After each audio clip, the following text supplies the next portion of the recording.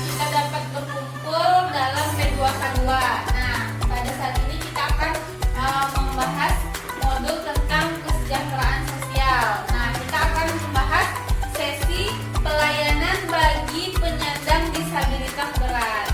Nah, sebelumnya materi sebelumnya apa yang kita pelajari ibu-ibu, masih ingat nggak?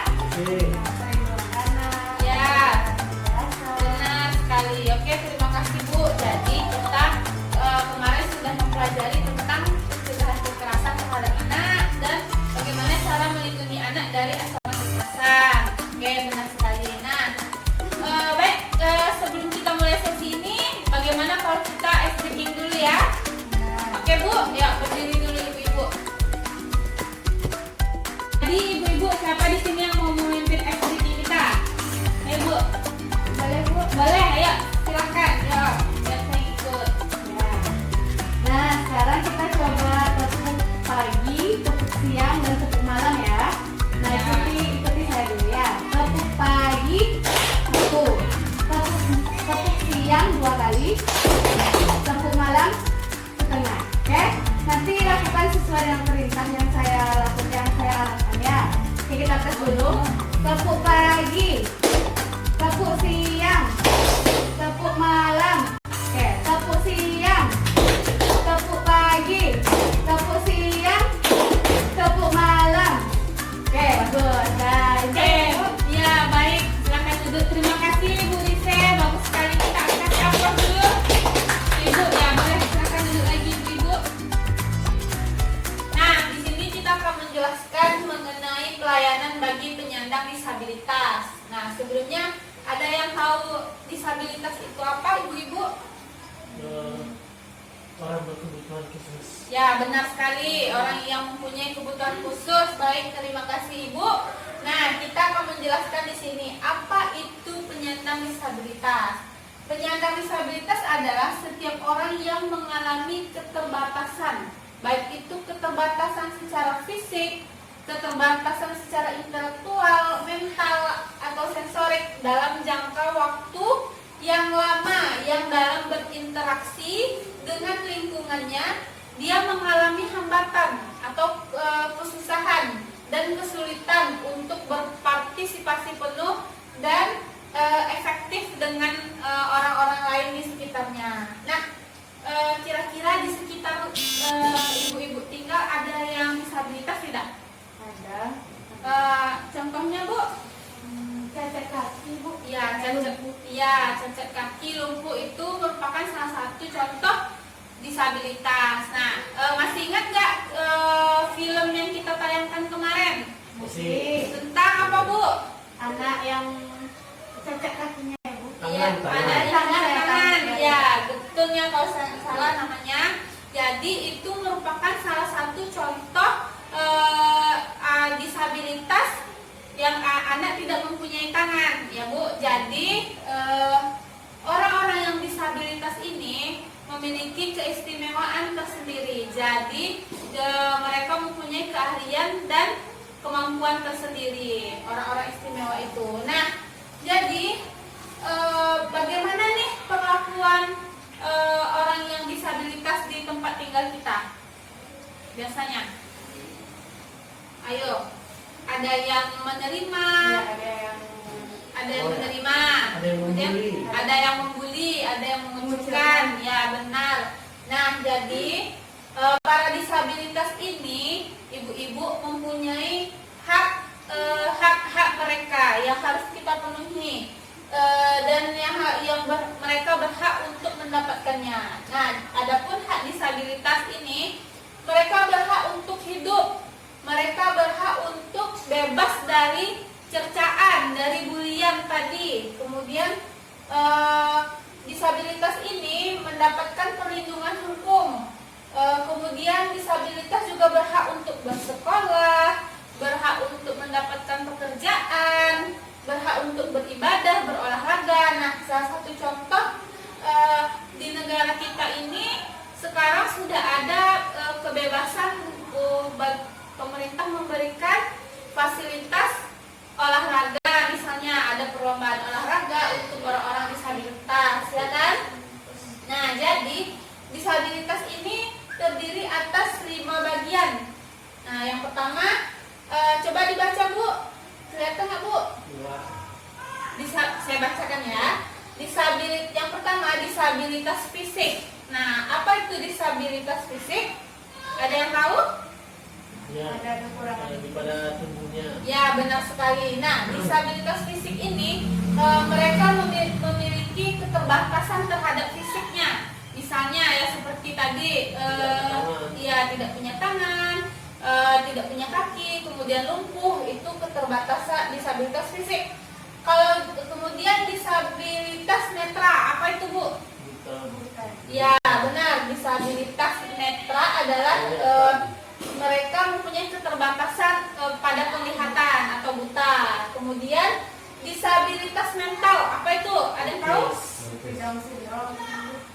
Jadi disabilitas mental ini mereka mempunyai keterbatasan pada pola pikir. Jadi mereka terlambat berpikir. Kemudian ada juga mereka yang hiperaktif, terlalu lambat, kemudian terlalu cepat. Itu disabilitas mental. Nah, kemudian disabilitas intelektual. Nah, ini yang dikatakan dengan Down syndrome, autis tadi itu masuk ke kategori disabilitas intelektual.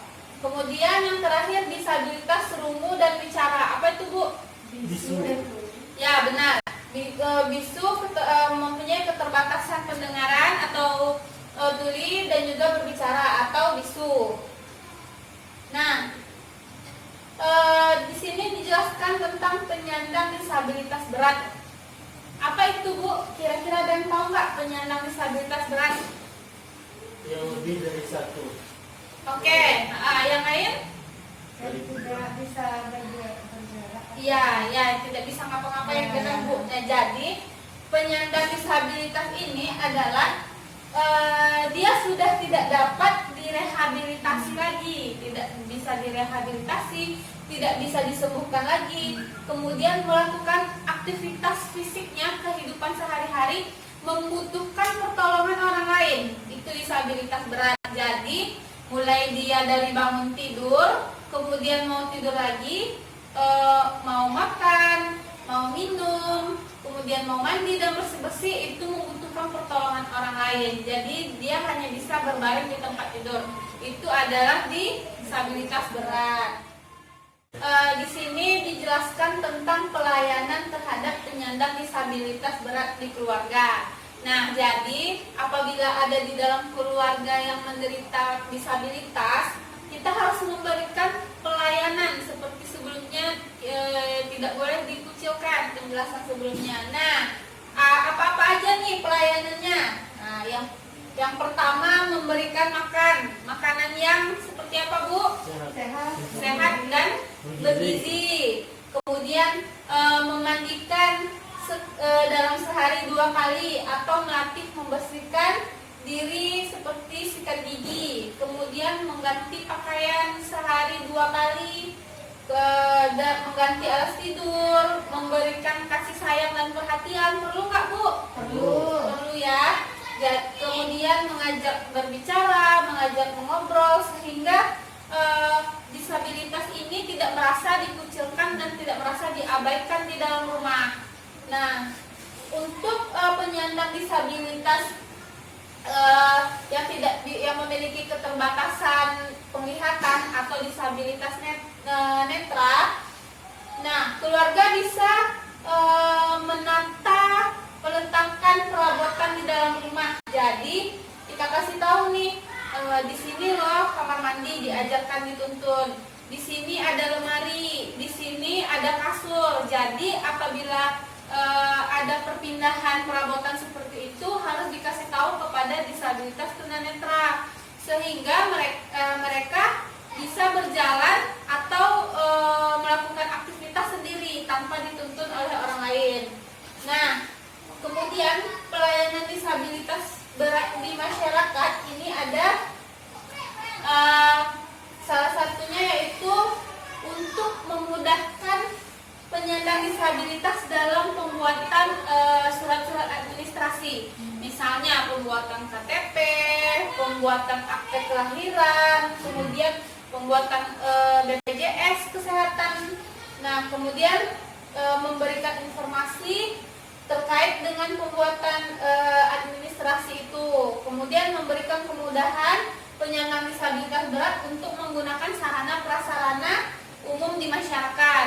Jadi sekarang itu sudah ada di sarana prasarana umum seperti pusat perbelanjaan, kemudian di tempat-tempat ibadah. Di situ sekarang sudah disediakan jalan untuk orang-orang disabilitas, misalnya menggunakan kursi roda, itu sudah ada juga ya Bu sekarang jalan untuk ke sana. Kemudian toilet juga ada untuk difabel. Nah, kemudian pelayanan selanjutnya memberikan kesempatan bagi penyandang disabilitas untuk mengikuti kegiatan dalam bermasyarakat, misalnya ikut arisan, ikut karang taruna, dan sejenisnya.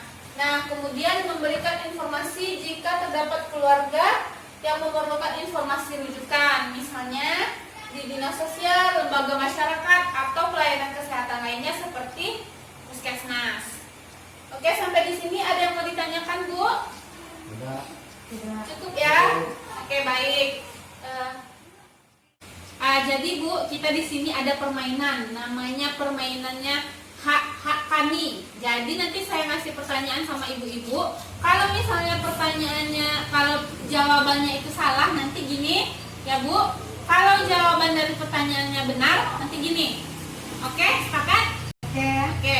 Pertanyaan yang pertama, anak disabilitas tidak perlu sekolah karena akan kesulitan ketika belajar di sekolah. Oke. Yang kedua, penyandang disabilitas harus cukup gizinya. Anak tunanetra tidak akan bisa membaca, jadi tidak perlu disekolahkan. Anak tunawicara perlu sering diajak bicara. Aduh, jangan ragu-ragu ya. Jika sakit, penyandang disabilitas tidak perlu dibawa ke rumah sakit karena tidak akan bisa sembuh. Anak yang memakai kursi roda tidak perlu bermain dengan teman-temannya karena dia sulit belajar. Penyandang disabilitas tidak akan bisa mengikuti kegiatan di lingkungan rumah seperti karang taruna, pengajian. Ayo, ragu-ragu. Nah, pertanyaan yang ketujuh, ragu-ragu. Kenapa gitu Bu? Apa alasannya? Bu?